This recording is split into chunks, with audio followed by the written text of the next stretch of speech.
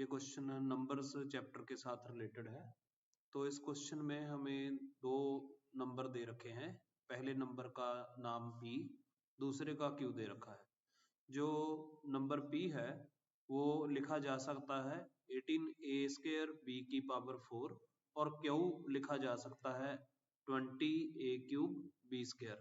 यहाँ पे a और b वो भी इंटीजर्स हैं, लेकिन ये प्राइम इंटीजर्स हैं, प्राइम नंबर्स हैं, यानी कि ये सिर्फ अपने आप के ऊपर और 1 के साथ ही डिवाइड किए जा सकते हैं।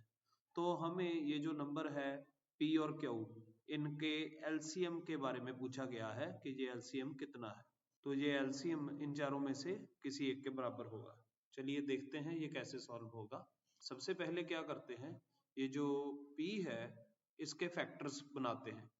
तो p क्योंकि हमें 18a² b की पावर 4 दे रखा है, a और b तो हमें दे रखे हैं कि ये इंटीजर्स हैं, लेकिन 18 एक कंपोजिट नंबर है। तो जब हम फैक्टर बनाएंगे तो 18 को भी हम ब्रेक कर सकते हैं। 18 को हम लिख सकते हैं 2 इंटू 3 इंटू 3, तो ये 18 बन गया। और क्योंकि a की पावर 2 है तो a को हमने 2 बार लिख दिया, और b की पावर 4 है तो b को हमने 1 2 3 और 4 बार लिख दिया। इसी तरह q हमें दे रखा है 20a³ और b²। तो 20 भी एक कंपोजिट नंबर है। जब हम इसके फैक्टर बनाएंगे तो 20 को लिखा जा सकता है 2 इंटू 2 इंटू 5। a की पावर 3 है तो a को हम 3 बार लिखेंगे, और b की पावर 2 है तो b को हम 2 बार लिखेंगे। अब जब हमने एलसीएम ढूंढना होता है तो सबसे पहला तरीका क्या है, ऐसे ही जैसे हमें जो नंबर दे रखे हैं उनको आप उनके फैक्टर्स बना के लिख दो। उसके बाद जो जो भी डिजिट एक दूसरे से डिफरेंट है उसको आप उसकी गिनती करते जाओ और रिपीट नहीं करना है। जैसे कि आप देखिए कि इसमें 2 एक बार आया है और इसमें 2 दूसरी बार आया है। एलसीएम को ढूंढने के लिए हम ये लिख सकते हैं कि 2 एक बार आ गया और 2 दूसरी बार आ गया। ये जो 2 है इधर भी और इधर भी कॉमन है, इसको हमने कंसिडर नहीं किया, ये एलसीएम में काउंट नहीं होगा। इसी तरह 3 2 बार आया है, लेकिन इस फैक्टर में 3 कभी भी नहीं आया, तो इसलिए ये दोनों 3 गिने जाएंगे। और 5 जो है ऊपर वाले नंबर में नहीं आया, लेकिन नीचे वाले नंबर में 5 एक बार आया है, तो ये भी रिपीट नहीं हुआ, तो इस 5 को भी कंसिडर करेंगे। अब आती है बात ए की। ए जो है वो ऊपर भी है और नीचे भी है, तो ऊपर वाले हम दोनों ए काउंट कर लिए, 1 और 2, यहाँ पे ए को हमने दोनों बार काउंट कर लिया। जब नीचे वाले नंबर में आते हैं, क्योंकि 2 बार ए काउंट हो चुका है, तो ये पहली बार ए और दूसरी बार ए, इनको हम छोड़ देंगे। जो एक्स्ट्रा ए आया है ये वाला, इसको एलसीएम में काउंट किया जाएगा।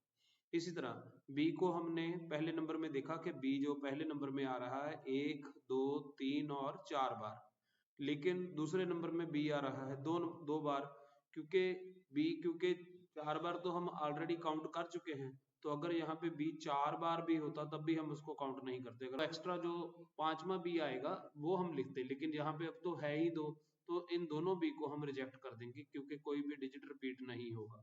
तो एक बार भी, 2 बार भी, तीसरी बार, चौथी बार, तो ये पहली बार और दूसरी बार वाला भी तो हमें फिर छोड़ना पड़ेगा, रिपीट नहीं करना है। तो इस हिसाब से अगर हम देखें तो इन दोनों नंबर्स का जो एलसीएम आएगा, जिन जिन के ऊपर आपने टिक लगाए हुए हैं उन सभी की मल्टीप्लिकेशन कर दोगे तो एलसीएम बन जाएगा। तो आप नोटिस कर सकते हो, तो एलसीएम में 1 और 2, 2 बार 2 आ गया, तो ये देखिए 1 और 2, 2 बार 2 आ गया। 3 जो है वो भी 2 बार आ गया, ये देखिए 1 और 2। और 5 जो है वो एक ही बार आएगा, ये आ गया 5। ए जो है वो आएगा 1 2 और 3 बार, तो 1 2 और 3 बार ए आ गया। और बी जो है वो आएगा 1 2 3 और 4 बार, तो 1 2 3 और 4 बार हमने बी लिख लिया।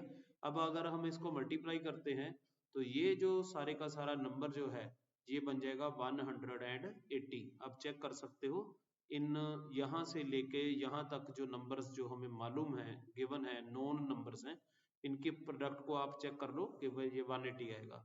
और ये जो इंटीजर्स तो हैं लेकिन इनकी वैल्यू नहीं दे रखी, तो ये a into a into a, ये a³ बन जाएगा, और ये b into b into b into b, ये b की पावर 4 बन जाएगा। तो इसको अगर हम ध्यान से देखें, ये आ गया हमारा ऑप्शन नंबर डी जो हमें दे रखी है। तो इसलिए हमारी करेक्ट चॉइस इस क्वेश्चन में है डी। Thank you.